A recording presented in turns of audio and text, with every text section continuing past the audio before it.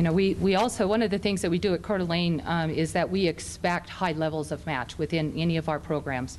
It's important to us that you see us as doing our job correctly, and that high levels of match also gives a good buy-in from the partner. So if they are putting hard cash towards their promotions, we know that that we're doing the right thing and that they are buying into that. Another thing that our member survey brought through loud and clear was the off-season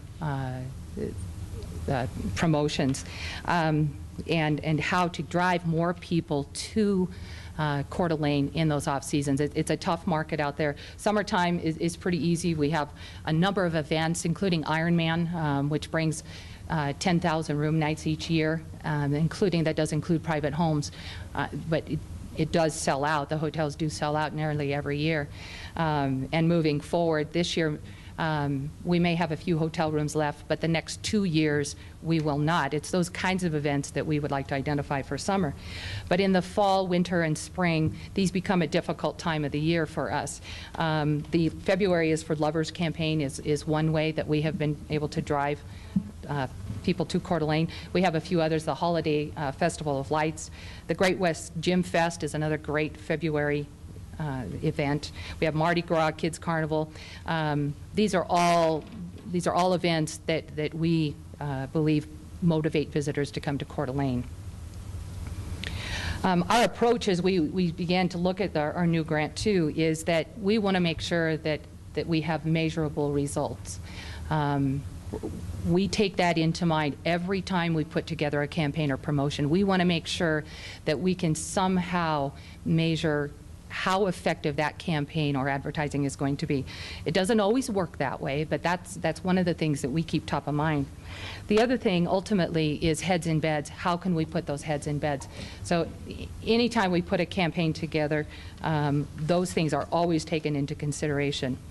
By dollars, we also feel that we are better able to maximize the ITC funds. I've mentioned that before, but I can't stress that enough, in that if we have 1,000 ITC dollars, it's better to have $2,000 towards that campaign. It just doubles that campaign.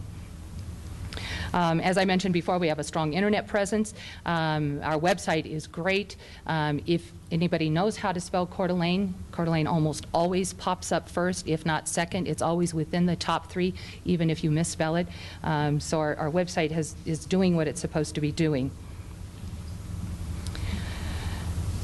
And I think as far as that, I'm not going to go through it individually again. I think that you have the opportunity you can look at it, and I certainly would welcome any questions. I want to thank you guys for your time. It's great to have your input on this. So if you have any questions. I didn't even run out of time. Wow. Any questions? Danny? I didn't hear anything. There's quite a bit of money in your print, it looks like the print advertising, and I didn't hear you talk about social media, online advertising. Is that in here somewhere? Or? The online advertising as far as like pay-per-click? Yes, as well as integrated into some of the new technology, and how is the Coeur d'Alene Chamber using that, exploring that, or deciding not to do it? At this time, it's kind of interesting. The Coeur d'Alene Chamber, aside from the Visitor Bureau side and the ITC grant, we are definitely exploring it. The Chamber has. So if you can separate the Chamber from the CVB, the Chamber is actually taking the lead on that. We have that all in place. And we are doing that, but we do not, there's no cost to the CVB. It's all, at this point in time, held within the Chamber organization.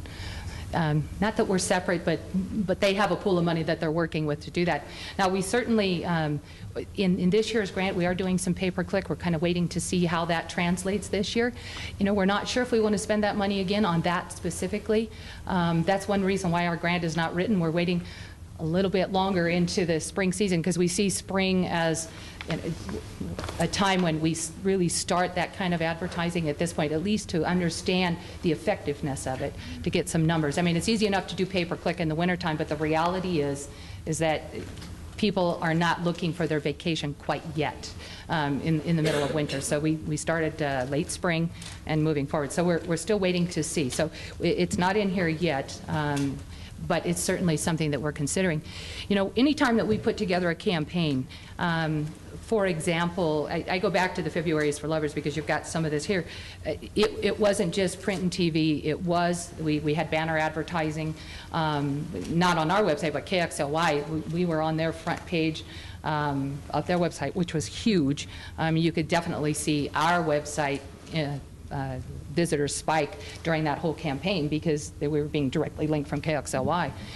So we always take that into consideration. Also the golf element, we also, you know, anytime we put together a campaign, we consider all elements of those, online included, online print, TV, whatever it is including. So. Any other questions? 2 weeks ago, we also started a Facebook page. Unfortunately, I did it. I think we're going to have to redo it again. But you know, we also have some blogs that we're starting, and those are actually through the chamber. They're for tourism related and things like that, but they're actually through the chamber. We haven't quite got there yet, but we're starting all of those things as well. So. Thank you very much.